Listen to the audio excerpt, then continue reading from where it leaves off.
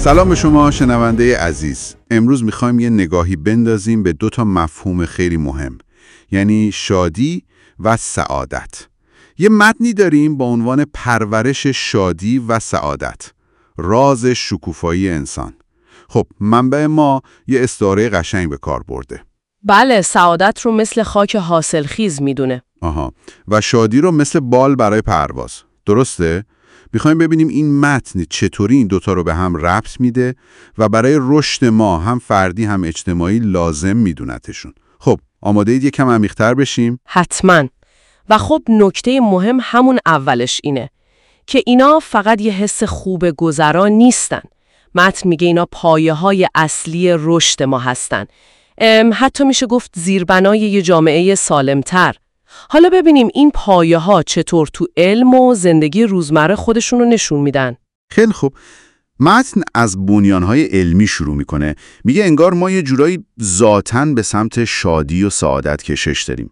یه اصطلاحی که به کار برده و نظرم رو جلب کرد تغذیه عاطفی بود.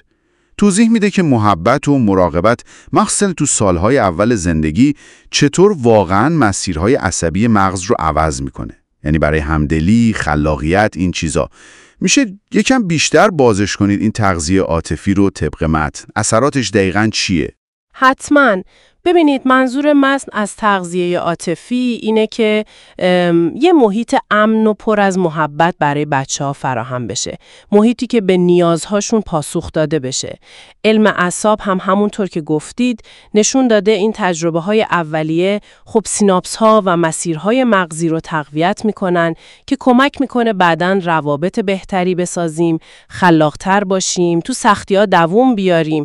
انگار بذرهای توانایی‌های آینده ما رو میکارن این تجربیات اولیه. جالبه. پس اگه مغز ما اینجوری برنامه ریزی شده، چطور این به ساختارهای بزرگتر مثل حقوق ما ربط پیدا میکنه؟ متن به اینم پرداخته؟ بله، دقیقاً.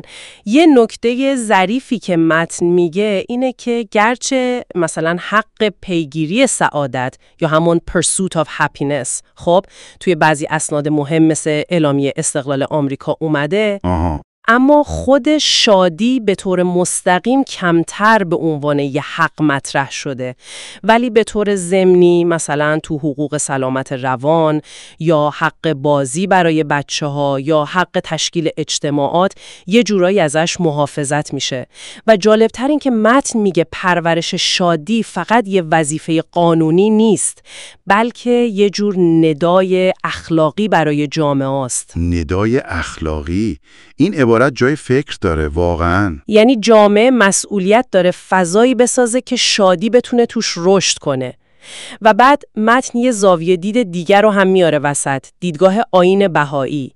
به خصوص یه نقل قول از عبدالبها هست که میگه شادی بال میدهد. خب این در نگاه اول شاید ساده به نظر بیاد. متن چطور اینو باز میکنه؟ چه معنای عمیق‌تری داره؟ این جمله خیلی کلیدیه، چون شادی رو از فقط یه احساس تبدیل میکنه به یه نیروی محرک.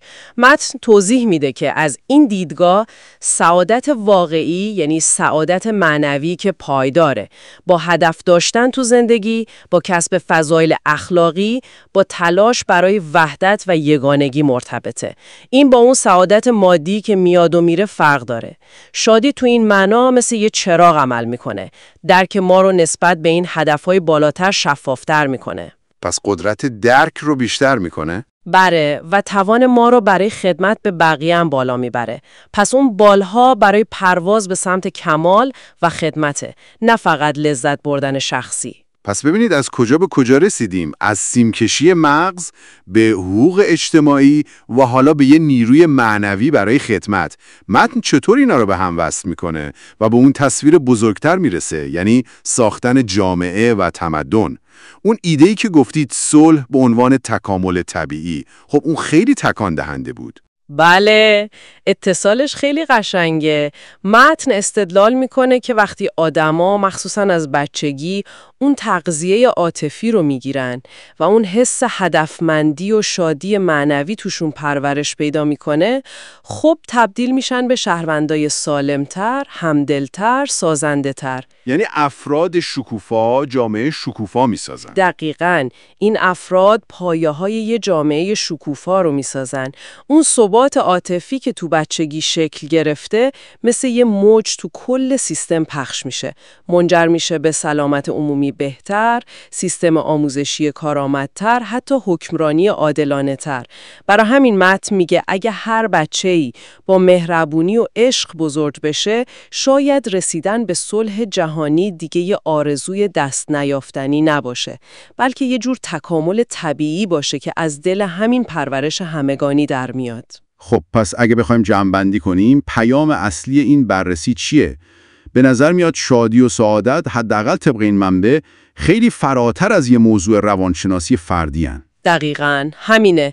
پیام اصلی اینه که اینا عناصر حیاتی هن برای سلامت کل جامعه، برای پیشرفت تمدن، مثل زیرساختای نامرئی ولی ضروری هن.